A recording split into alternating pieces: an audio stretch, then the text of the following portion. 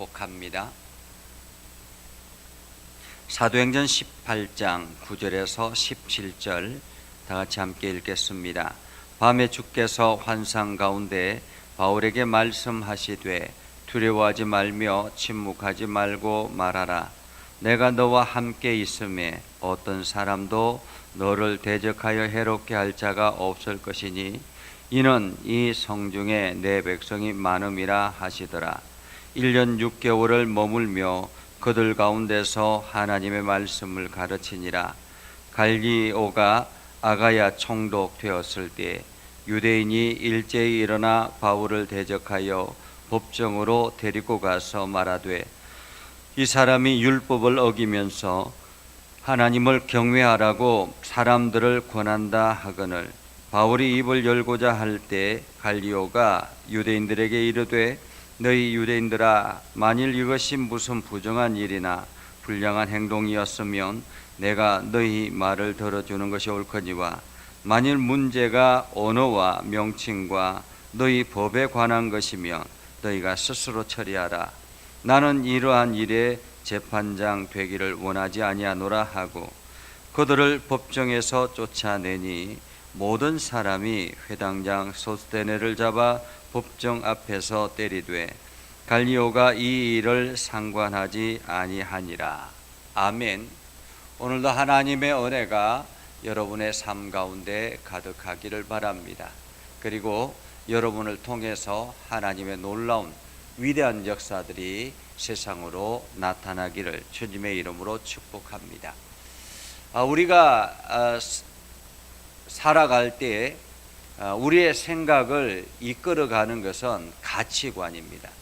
내가 어떤 가치관을 가지고 살아가느냐에 따라서 내 삶의 행동이 달라지고 그리고 내가 바라보는 방향이 달라지는 거죠. 그렇기 때문에 이 가치관이 어떠하냐에 따라서 내 인생이 달라진다, 그렇게 볼 수 있겠습니다. 우리가 어떤 일을 할 때에도 마찬가지입니다. 어떤 일을 계속 집중적으로 고민하고 그 일을 하다가 갑자기 어느 순간인가 생각이 완전히 바뀌는 경우들이 있습니다. 내가 지금 생각하고 있는, 내가 추진하려고 하는 이 일이 하나님이 원하지 않는 일이다라고 생각이 되고 다른 어떤 방향을 찾아가게 될 때가 있습니다. 그러할 때 오히려 더 일이 잘 풀려지고 더 좋은 결과를 얻게 되기도 하다라는 것이죠. 오늘 바울도 마찬가지였던 것 같습니다. 이 사도 바울은 예수 그리스도의 복음의 능력을 가지고 그리고 끊임없이 복음을 전합니다. 여러 지방을 다니면서 여러 나라를 다니면서 주의 복음을 전했죠. 그런데 사도 바울의 원칙이 하나가 있었는데 그것은 바로 회당 중심이었습니다. 그러니까 회당은 어떤 사람들이 옵니까? 유대인들이 오는 거예요. 유대인들이 와서 그곳에서 예배를 드리는 곳인데 그 유대인들 대상으로 끊임없이 복음을 전했던 것입니다. 그래서 사도 바울의 제일 원칙은 회당에서 유대인들에게 그리스도를 전하는 것, 이것이 원칙이었다, 이렇게 볼 수 있습니다. 그런데 고린도에 와서는 바울의 그 가치관이 달라지는 것을 보게 되죠. 고린도에 와서는 이제 회당에서 복음을 전하는데 회당의 유대인들이 계속 반대가 심하고 여러 가지 사도 바울의 그 이야기들을 걸고 넘어지는 것입니다.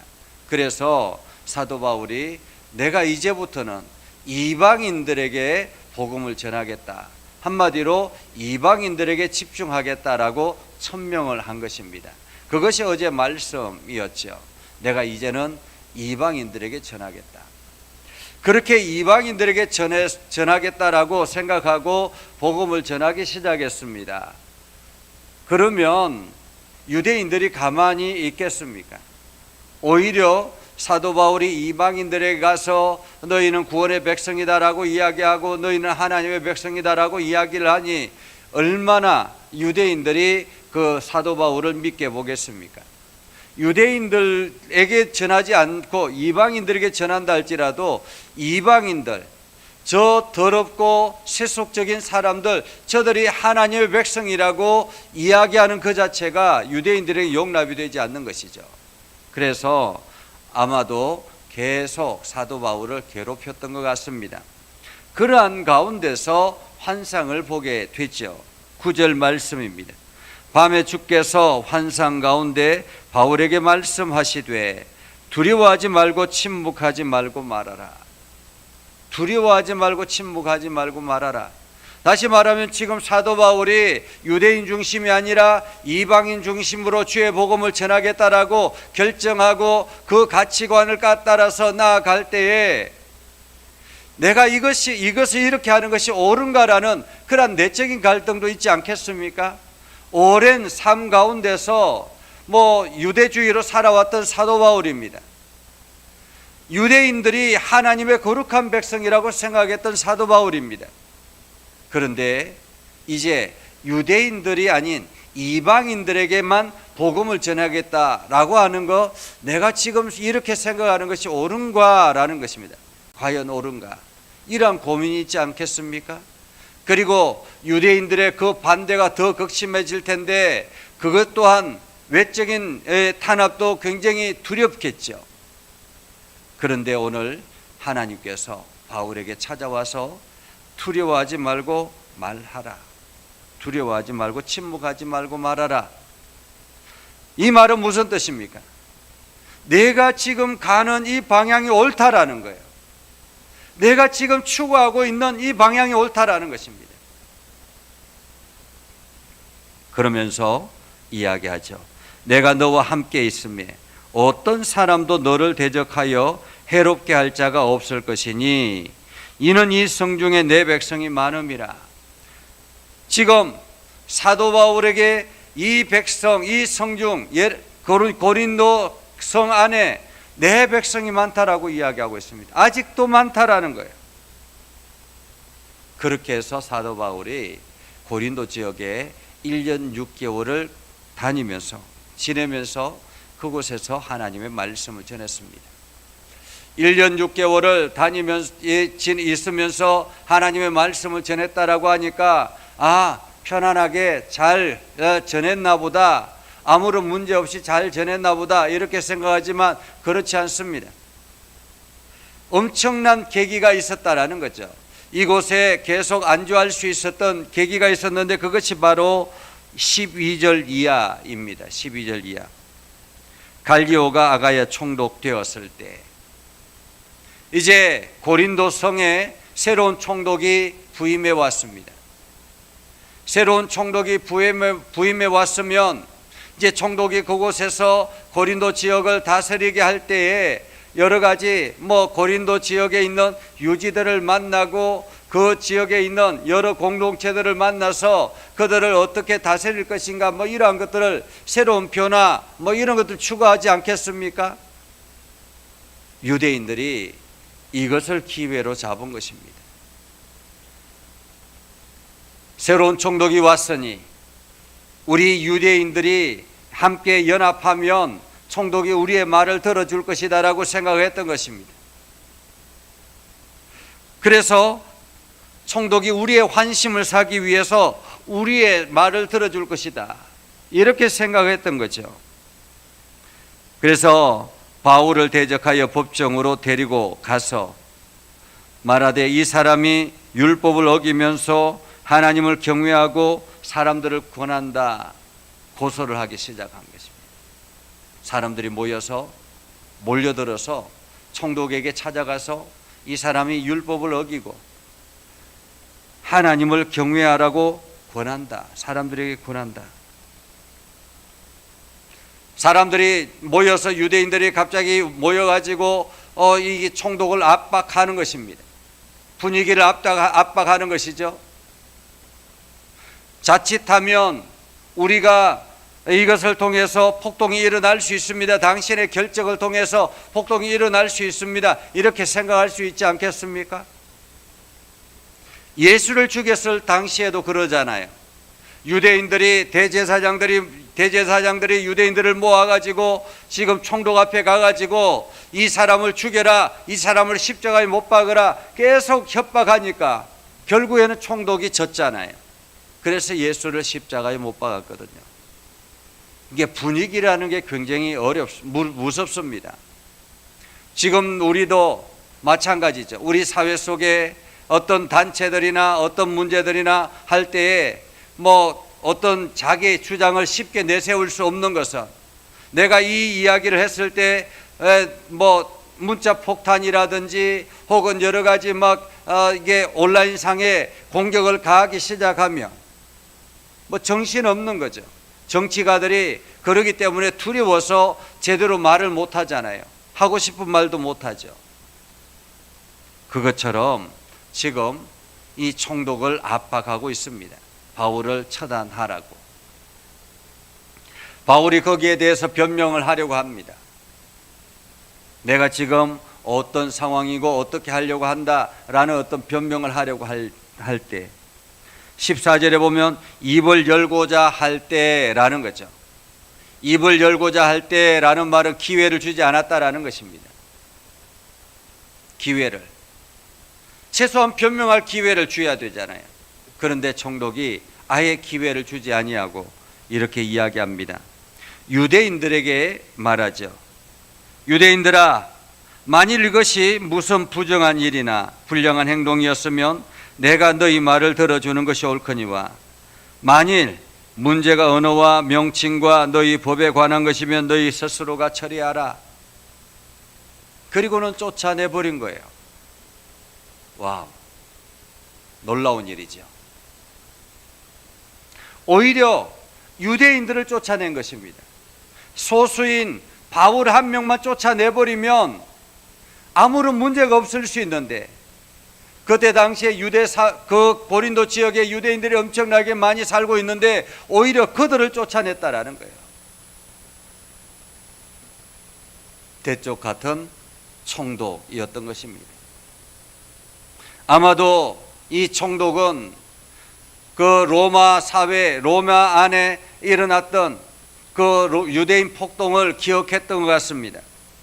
당시 49년, 그러니까 예수님이 십자가에 달려 죽으시고 약 15년 후에, 그리고 또한 지금 사도 바울이 여기 다니는 그 직전이었던 것 같아요. 49년 경에 이 로마 시내 안에 유대인 폭동이 일어났었거든요. 그래서 엄청난 어려움이 있었던 것입니다. 아마도 총독은 그 상황을 경험했기 때문에 이 유대인들에게 뭔가 조금이라도 빌미를 주면 안 되겠다라고 생각했던 것 같습니다. 그래서 단호하게 그런 문제는 너희가 알아서 처리를 하라라는 거죠. 너희 문제는 너희가 알아서 처리하라. 그리고는 과감하게 쫓아낸 것입니다. 그런데 사실 이 문제가 굉장히 중요한 결정이었습니다. 만약에 이 가이오가 이 유대인들의 말을 들어주어서 이 사도 바울을 쫓아냈다면, 아마도 바울이 다른 지역에 갔을 때도 동일하게 그 지역을 다스리는 총독이 동일하게 그렇게 하지 않았겠습니까? 유대인들이 몰려와서 또 그렇게 하면 동일하게 그렇게 해야 되겠죠.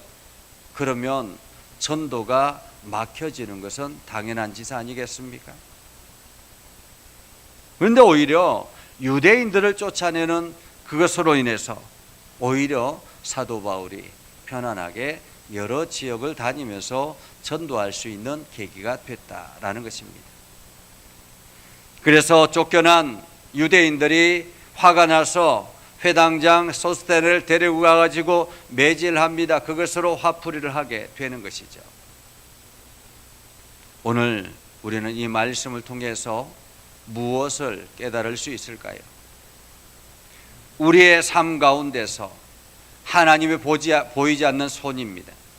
하나님께서 사도 바울에게 두려워하지 말고 침묵하지 말고 말하라 라고 말씀하셨던 그 말씀이 지금 보이지 않는 손으로 이 총독 갈리오에게 연결되어진 것입니다. 그래서 갈리오가 이곳에서 이러한 결정을 함으로 인해서 이 사도 바울이 더 열심히 복음을 전할 수 있는 계기가 됐다라는 것입니다. 오늘 우리가 살아가는 우리의 삶의 현장에도 마찬가지입니다.